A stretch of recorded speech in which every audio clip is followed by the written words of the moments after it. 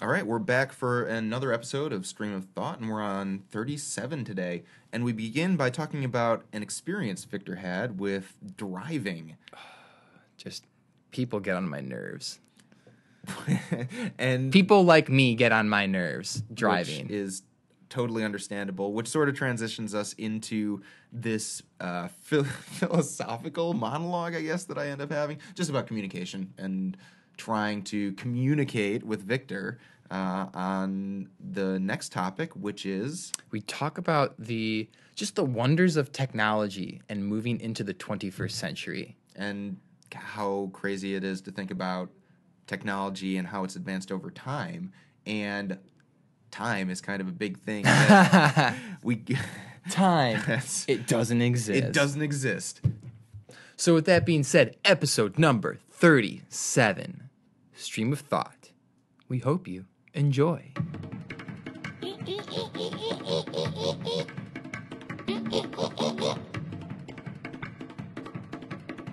Okay, so you know how the truth is a hard pill to swallow.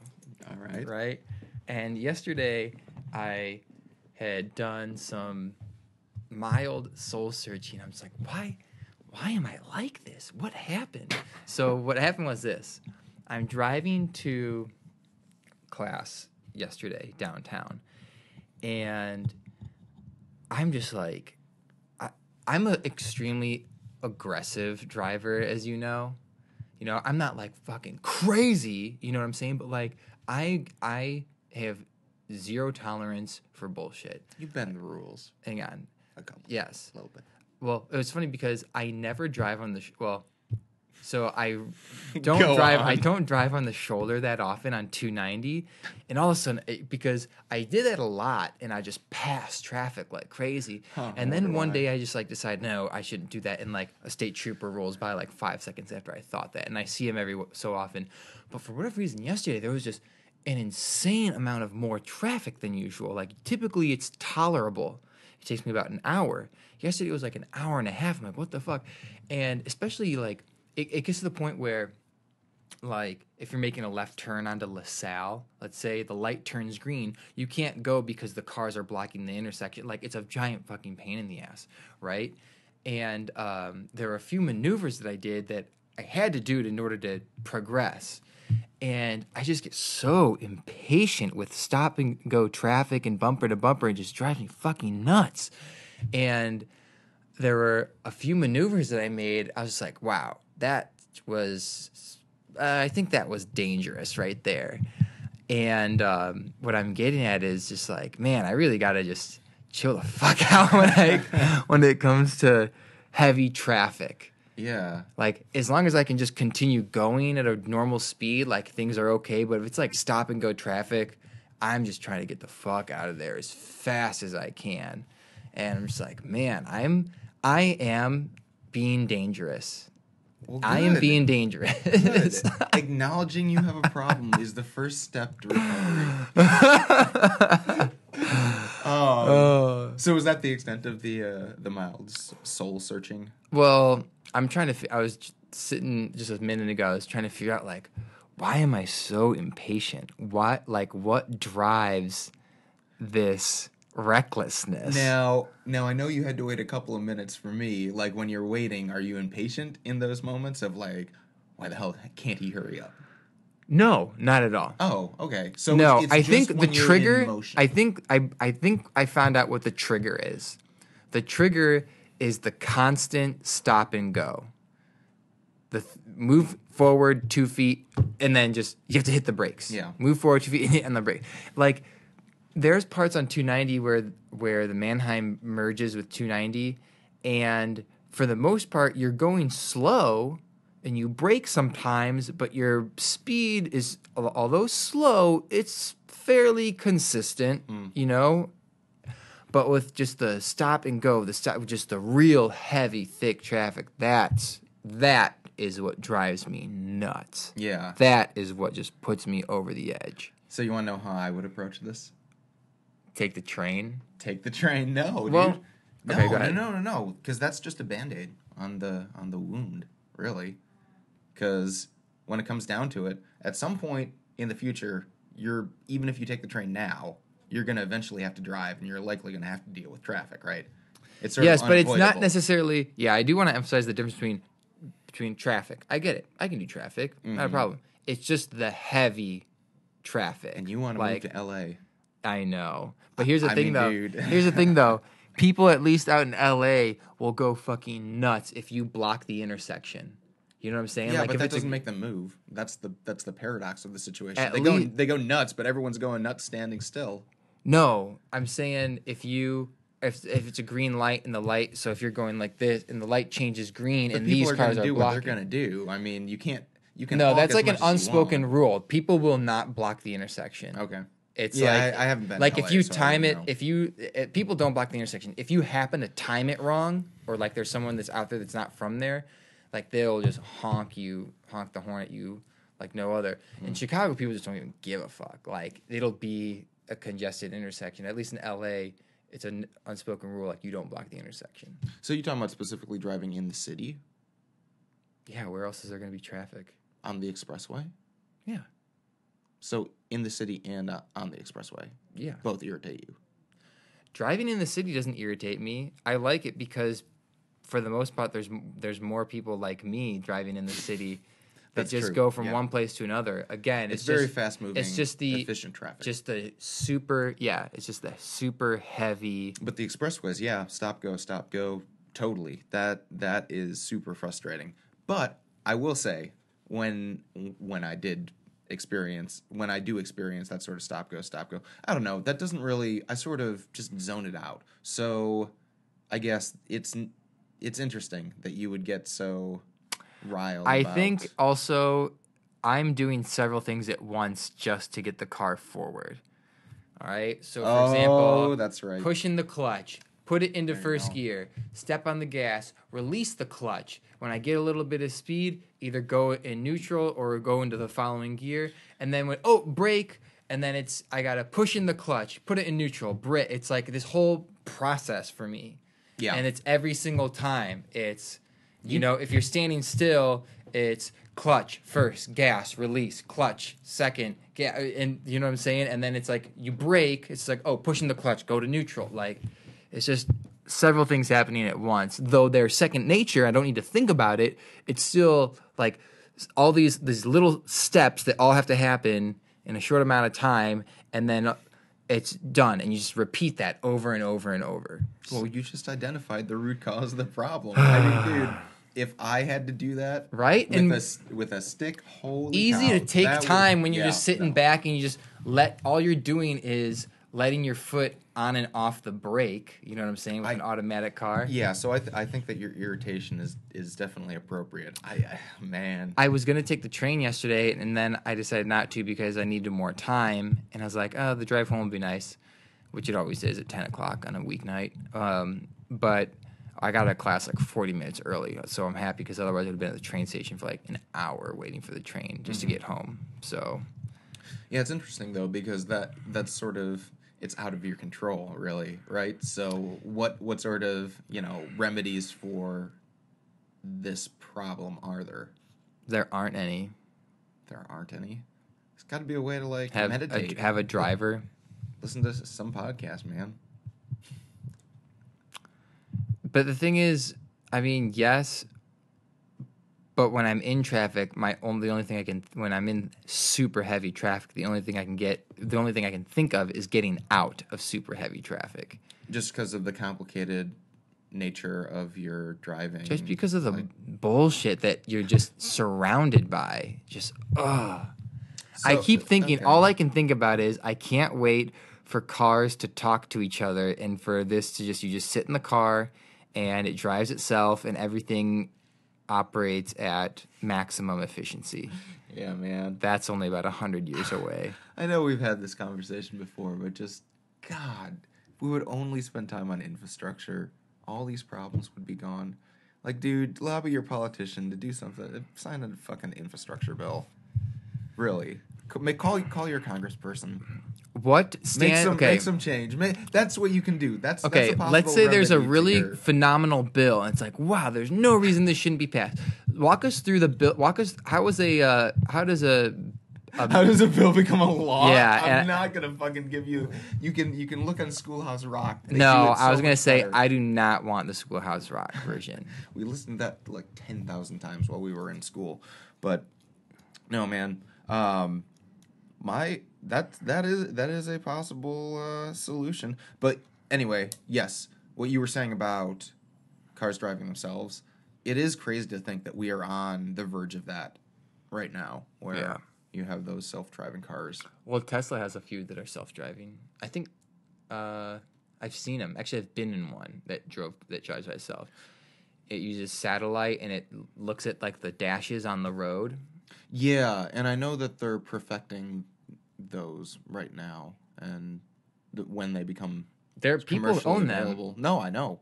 And when they become widely available, yeah. I guess, to the general public, and you start seeing self-driving cars all over the place, that's kind of crazy, man. I don't know how I feel about that.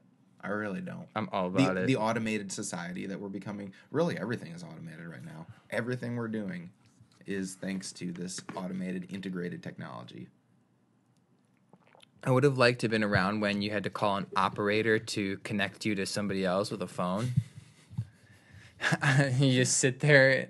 They just sit there and they just plug and unplug what looked like aux cables. Yeah. You know? The excitement of the telegraph. The first Yeah, it's like a text message, but not instantaneous. Yeah. That makes me think about the Trump Museum, the Tweet Museum. Oh yeah, that was a lot of fun. Yeah. Oh my gosh. So I can't help but eavesdrop on people's conversations when they're just talking about stuff that's really dumb or just I can't believe you're talking about this. Actually, there's no excuse. I just like eavesdropping. Like if you're standing in line, which I remember now that I heard this, I believe when we were in line at the Union Station. And this is really funny because I hear this and this girl says something like, she says, I catch the tail end, like, California is on fire. I don't want to live somewhere where there's not water. And that was the extent of what I heard. And I stopped and I put my hand over my head and just shook my head. Yeah, they were having some interesting conversations. The people behind us. Yes, yeah. They were having some interesting conversations. Because you were gone for When about I was gone, half did an you hour. just find Oh, yourself my just goodness. listening to whatever they were saying? I wasn't really retaining anything they were saying, but it was along those lines. Yeah. Just, oh my God, what are you talking about right now? You obviously they're not friends. They were coworkers, so they weren't like friends. Oh, were they? But they were there, I guess, because so they don't.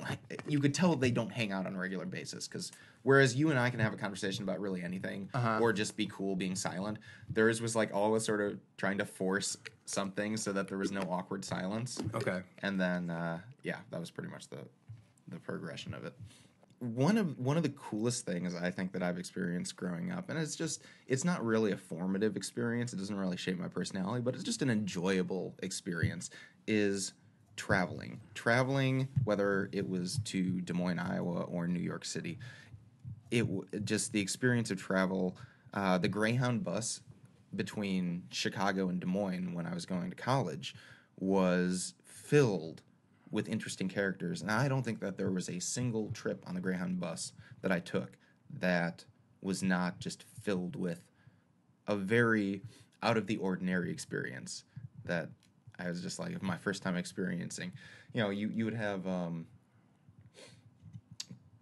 drunk people singing, I had this, I don't know if I've ever told you this story, but the most interesting Greyhound bus trip that I had taken was it was an overnight trip. So it was leaving at 7 p.m. From Chicago to Des Moines, and it got in at maybe 4 a.m. or something like that. From Chicago to Des Moines? Yeah, those were brutal trips. They were 7 p.m. to 4 a.m. They could have been 5 a.m. Why is it that long? Because isn't it only like a 6-hour drive? It took a detour to it went north before it went, because it's a direct route basically. It Just should hop it should on be a direct, I-80, right? It should be a direct route, but it goes to it's It like makes Davenport. stops? It goes to there are 6 to 8 stops along the way, and so the overnight trip takes effing forever because at these stops it normally stays there for 30 minutes. sometimes, and then there's always a break that they would take in between. But I never understood why it took so long because when I took Megabus was like what 5 hours, something like that, something reasonable, as opposed to 7 or 8 or 9 hours. And so, yeah, but this was before Megabus, and so it was just the Greyhound bus back and forth. And I remember sitting down, and at the next stop, which was maybe 2 hours later, so I think it was later than 7. It was getting close to. I was planning on sleeping basically as soon as I got on, so maybe it was like 9 o'clock. So an hour later, bus stops, woman gets on, sits down next to me, and she starts talking with me. And I'm not the kind of person, I tend to give off this sort of standoffish vibe. I never seem to have too much of an issue with people not For people you don't want to talk to. people who I don't want to talk to. And she sits down and she I forget exactly what she started the conversation with, but it was off, right? It was, you could tell that something was off about her. The sentences weren't quite making grammatical sense, but basically her story was she was coming from like Virginia or something like that. And her story was she had just married this guy who she had met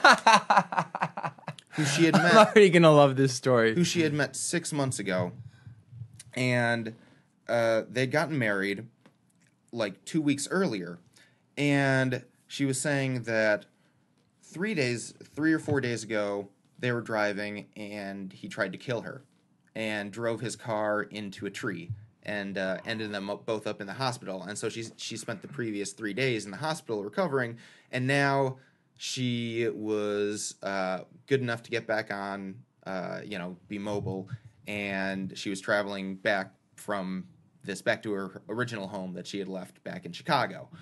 And as this conversation is going on, it's just like, this really isn't making much sense, right? And at some point in the conversation, she mentions, "Oh yeah, and I've been totally sober for like 2 days now." And I'm like, what the fuck? Like, okay, now we've just sort of introduced this element that just throws everything into, okay, I have no idea if anything this woman said is true or just a hallucination in her mind.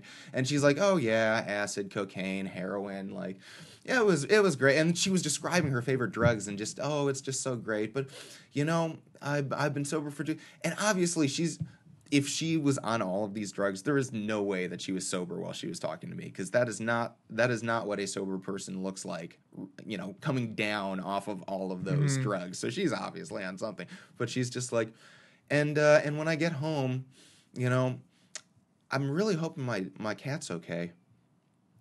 I just left him there, and I locked the door and forgot to give him any food. Oh my god! And I'm just like, oh my god.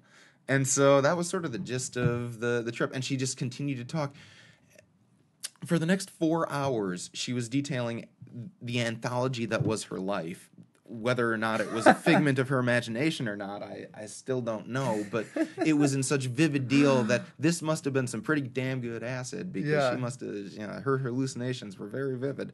And by the end, it's maybe 3 a.m. We still got 2 hours to go. And then she gets off at the stop right before Chicago. And so I have 2 hours. And I'm just like, oh my god.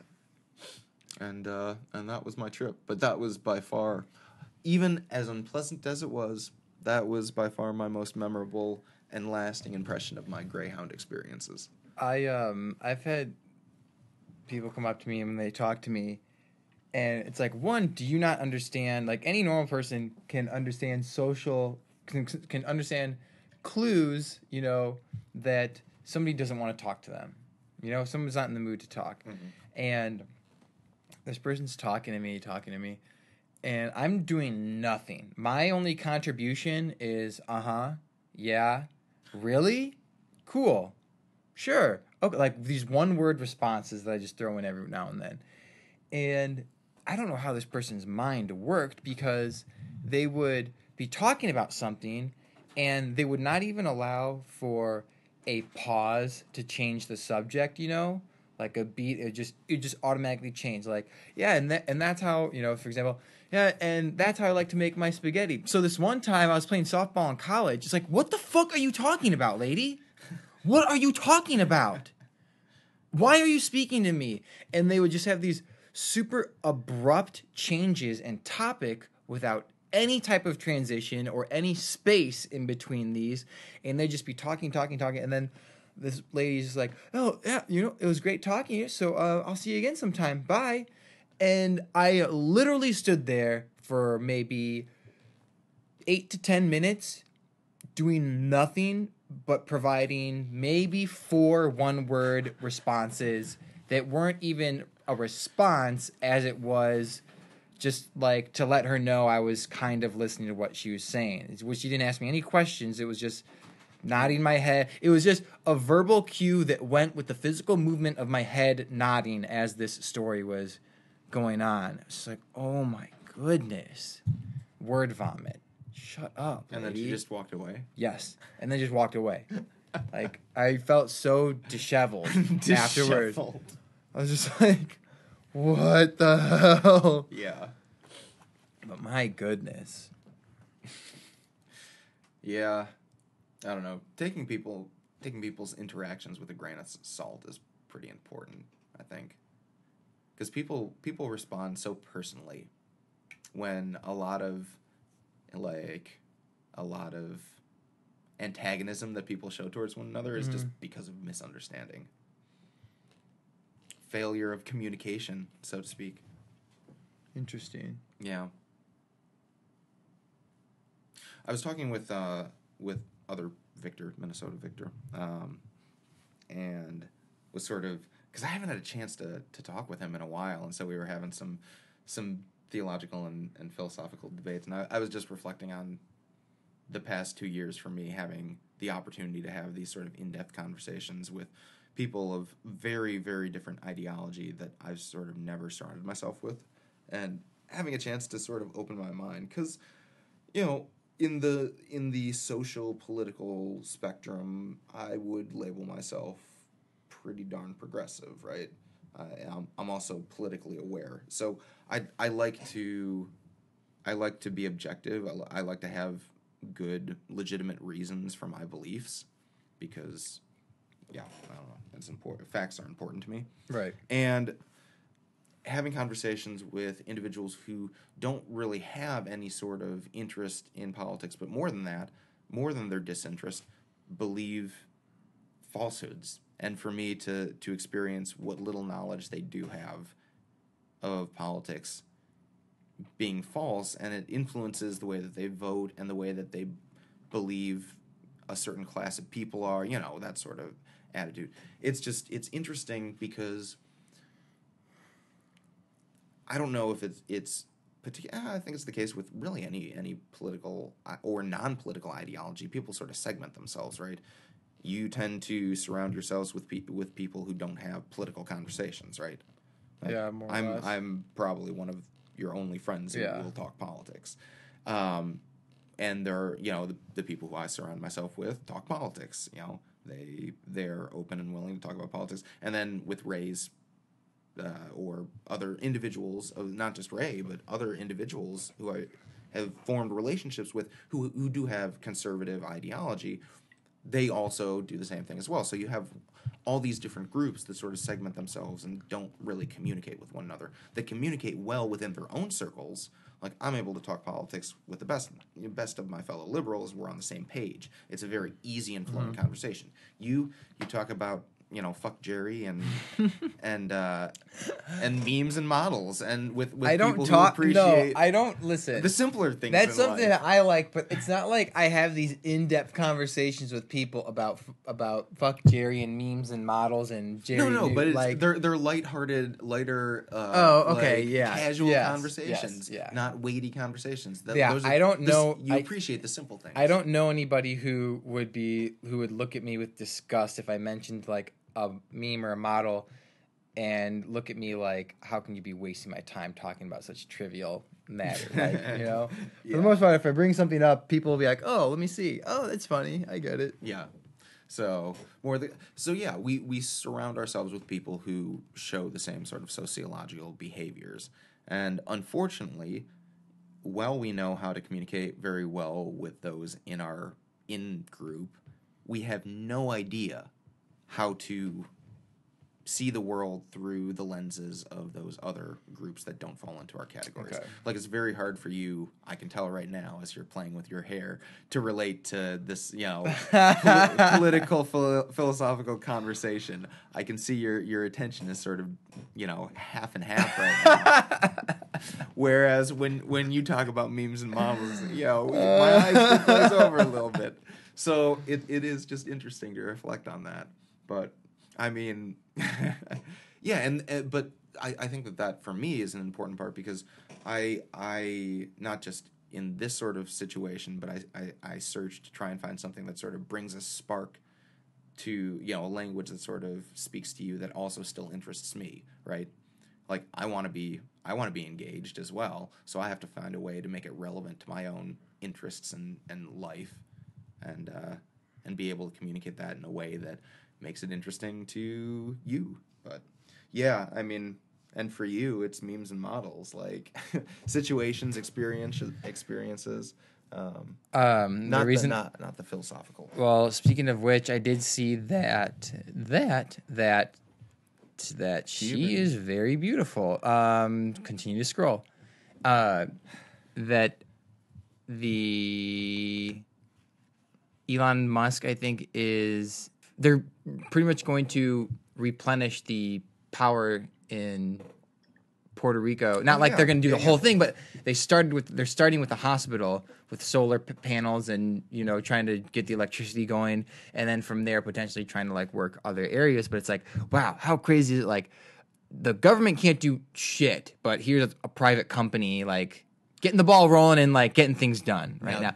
But what I'm really looking forward to is Puerto Rico, this tiny little island, right? Mm-hmm. And imagine maybe this, the hurricane sucks, but this hurricane just wipes out everything. And now starting from the bottom and starting with a super progressive company, can you imagine what if Puerto Rico becomes the model for what infrastructure should look like for the 21st century? Mm-hmm. Whoa. So it's so... Now I'm interested. Now we're rolling, man. Now we're rolling.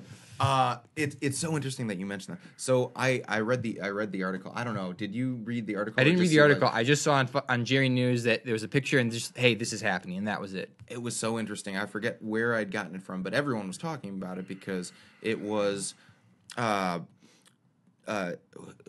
is it? It's Elon Musk. Elon Musk has done this for a couple of small governments already, for very, very small. But Puerto Rico would be the largest project that they have ever tried to facilitate, and so it's worked in the past, and it's provided it has allowed these countries to have self-sustaining power from this single source, not dependent on any fossil fuels or on any sort of fuels whatsoever. So it's clean, renewable, sustainable energy. It's whoa.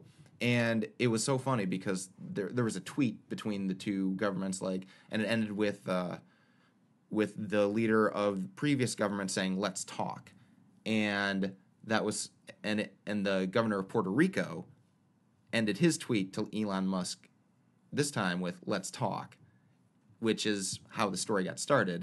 That this is actually going to be a thing because Elon Musk really wants to make this the model of the future of world energy, and if they're able to do it on Puerto Rico, a country that size and rebuild it from scratch. Like, it could totally change the face of everything. That'd be so cool.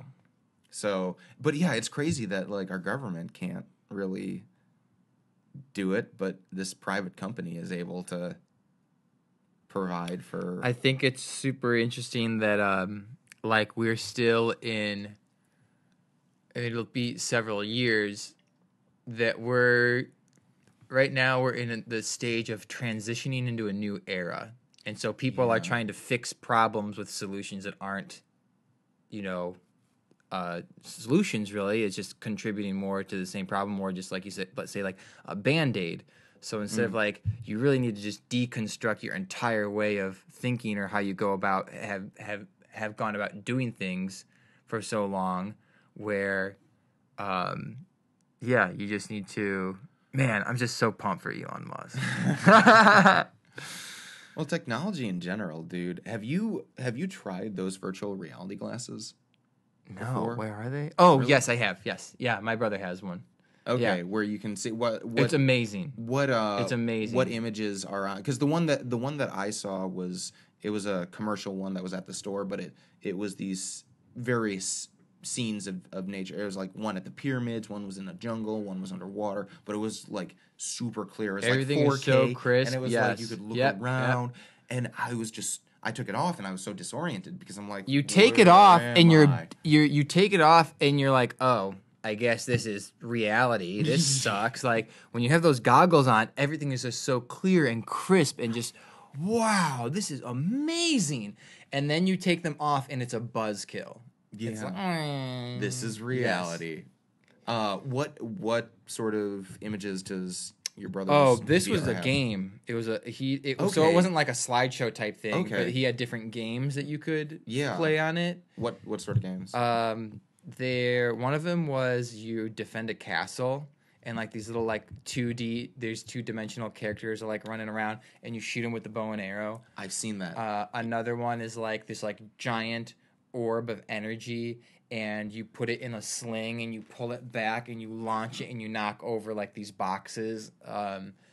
Another one was you're in like a castle and you have like a shield and sword and you can wield between like a hatchet or bow or whatever. And it's like Wii on steroids. It's like Wii games. Yeah. You know what I'm saying? Super simple, very anyone can play, like little kids can play, and they're not like super graphic games or anything, but it's just like, wow, this is amazing. This is really cool. And like, how many years was it that the between the Wii and VR? It's At only least, been like 10, maybe 8 years. I don't know. Wii came out in November 2006. Okay. I believe it was 2006. It was fall 2006 is when the Wii came out. And VR has been commercially available for like 3 years now. Yeah, I was gonna say 2 or 3 so, years. like, 6 or 7 years. We've come to VR now. Like, what's next? We're exponentially increasing our ability. Because I'm thinking, I've heard interest in trying to incorporate the other senses into the VRs now. Wow. So smell, touch, taste, and they're getting the touch down. Like, they're focusing on touch now. So that's interesting. But how many years will it be till we have the full VR experience where it's like a suit that we wear and we can feel we're in the jungle. There's a movie. We like feel the humidity on our bodies and there's a movie coming out. I want to say Steven Spielberg maybe is the director, somehow involved in it, where like that's what it is. Like you go, everybody exists, in the real world, and then you put on these goggles or whatever, and all of a sudden you're in a different completely world with everybody. It's super weird. It's super cool though. They've made a bunch of movies like that. But yeah, everyone's just it'll get to the point where, like, what are you gonna do? Like, oh, I'm going to work, but really you sit in this chair in your office at home, put on this suit, and in this internet world, then you are at your job or you're going about. So like, you don't need to leave your home to do the things that you need to do. That's my theory. Yeah, I think because we're moving towards efficiency. We're going towards being the most efficient that we can. I think it'll get to the point where people who don't want to incorporate their lives with technology to like a high degree will become ostracized from society. Yeah, dude. I mean, I wonder what happens to those that are not technologically savvy. But how is that possible though? If you go to public school, how are you not surrounded by technology? No. I mean, like in 100. I mean, like way off in the future. I'm not saying like. Oh, you I'm mean not saying like like, oh, I don't want to use an iPad. when we're all, like, I'm saying bionic? like I'm saying get to the point where it's like, oh, so Mr. Thorcell, would you like to experiment with X-ray vision today? And you get this chip that gives you X-ray vision, or like. It's like, I really would like to fly. I'd like some wings installed on my back, like crazy shit like that. Or even like, oh, you're sick. If you just, drink this solution, or if you whatever, you will no longer have cancer. Or what? It was You like will people no longer who don't have diarrhea. people who like don't want people who see certain aspects of this technological boom hinder what it means to be human. Well, I guess in the realm of possibility, I don't know if you've heard very much about genetic modifications or like genetic engineering when it comes to kids. Trying to like Have you seen the movie Gattaca? No. So Gattaca, it's like Gattaca, which I've heard of it. GAT and C are the letters used for DNA and everything, right? So Gattaca, it takes what it's about is parents can choose how they want to engineer their children, and when kids are born, they're engineered to be either a laborer or a scientist or a musician or whatever. So their niche in society is predetermined, and it's funny because in the movie they go to see this pianist who's this super famous pianist, and there's a picture of him like holding his hands out, and you can see he's got a sixth finger on each hand, and Gattaca, Ethan Hawke, he's so determined to go into space, but he can't because the way that they do things is like they're really on your ass about like checking and making sure that only the proper personnel can do the things according to however it is that they're engineered. And he goes to these great lengths because that's been his dream to go up into space. It's a really cool movie, and you should totally watch it. It's really, really awesome. Well, in the realm of actual science right now, it's all about removing genetic, like, what do you call it, diseases. Getting rid of, they just had some sort of breakthrough. I can't remember. It was many months ago that I had read an article where they were successfully able to do something in regards to genetics when it came to an embryo, removing a deficiency from an embryo or something like that. But it's crazy just how close we are to that sort of sci-fi world that the only thing that just hasn't come true is flying cars. All those former sci-fi movies had everything right except for the flying cars. Oh yeah.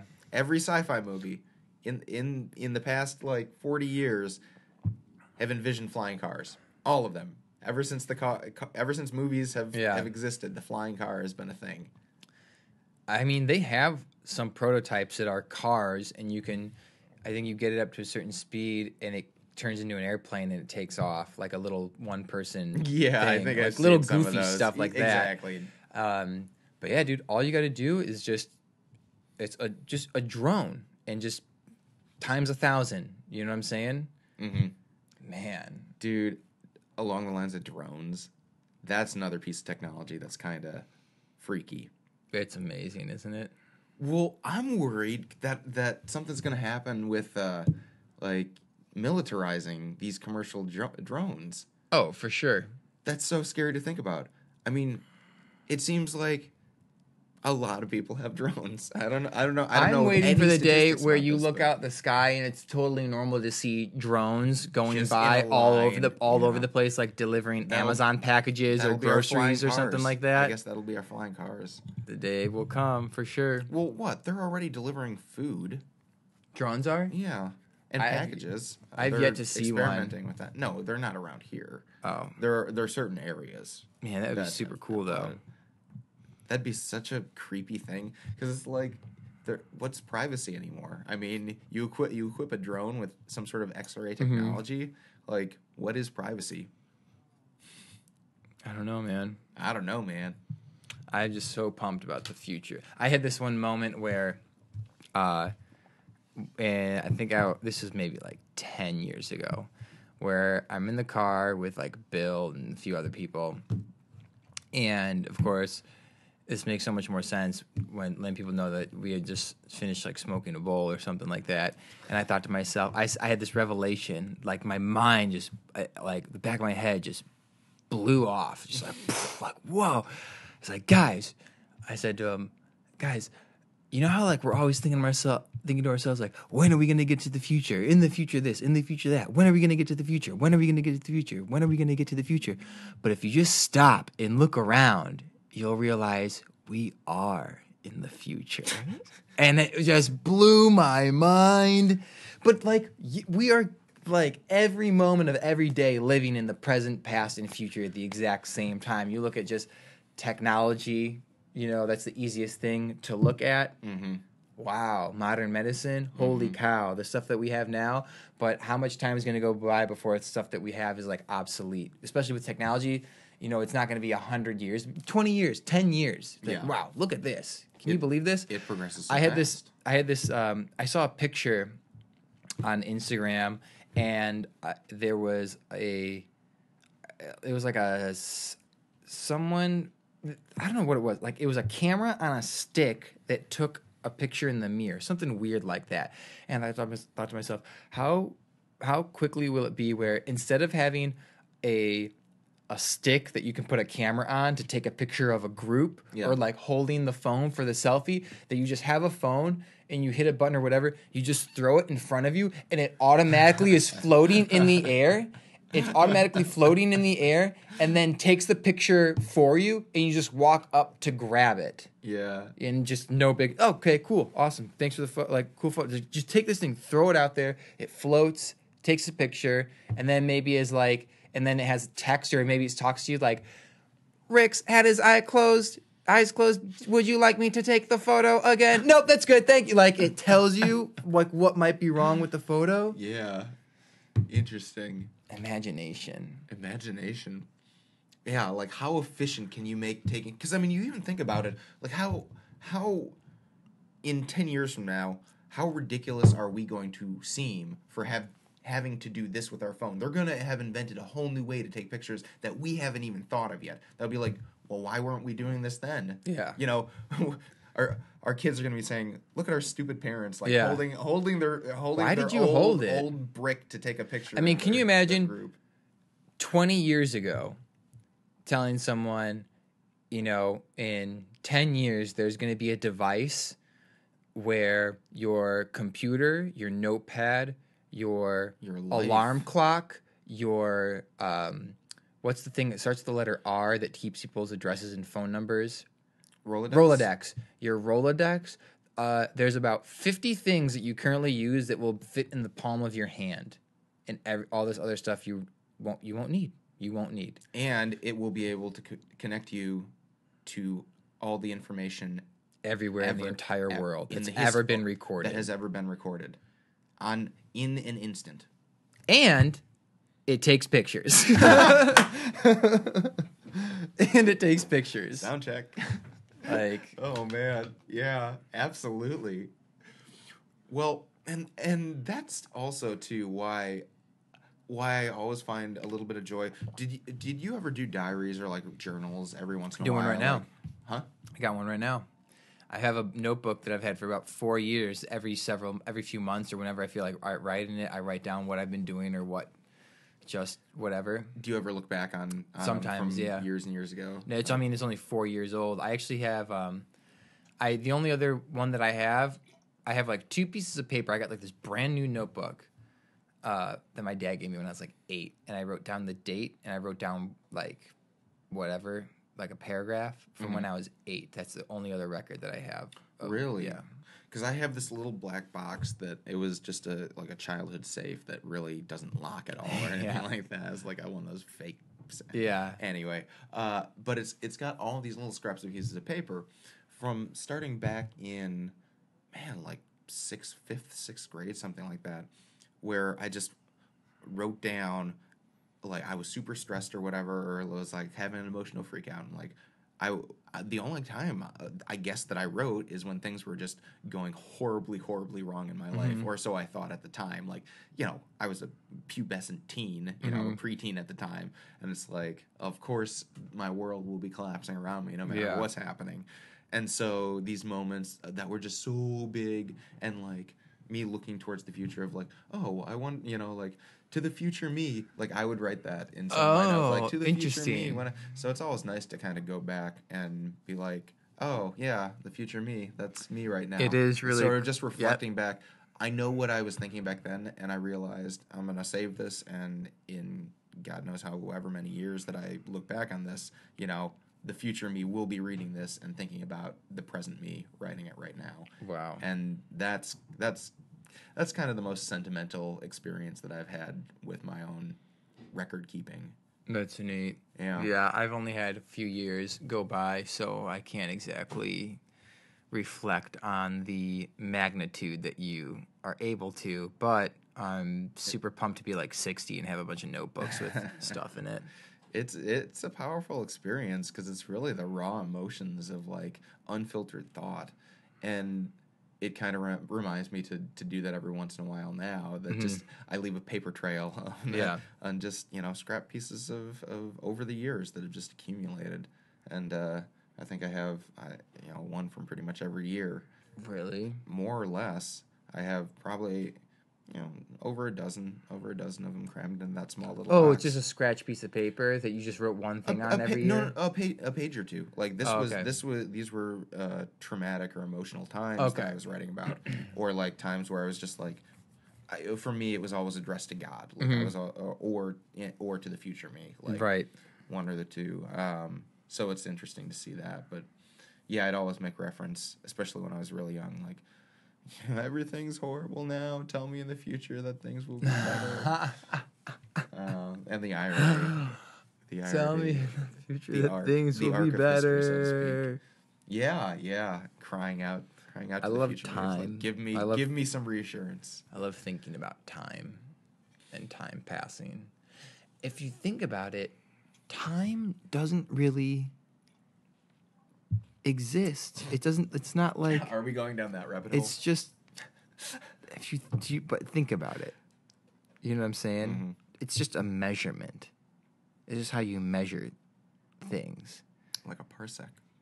Yeah, like a parsec. Do you even know what a parsec is? It's a unit of distance. Yeah, but do you know what... Many light years. No, it's super weird. Actually, I'm going to look it up right now because it's way more complicated, I think, than I thought it was when I first looked it up. Because I believe it. I looked it up because I heard it in Star Wars. They talk about like racing the Millennium Falcon, something under a certain amount of parsecs, but I want to see what it is, and it is...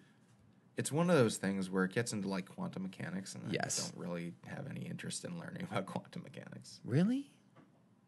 Well, if it's explained to me in a interesting layman's terms, like Vsauce or something. Parsec, a unit of distance used in astronomy equal to about 3.26 light years. 1 parsec corresponds to the distance at which the mean radius of the Earth's orbit subtends an angle of 1 second of arc. I don't know what the fuck. I don't know what I'm. Yeah, it needs. I'm not going to try and figure that out.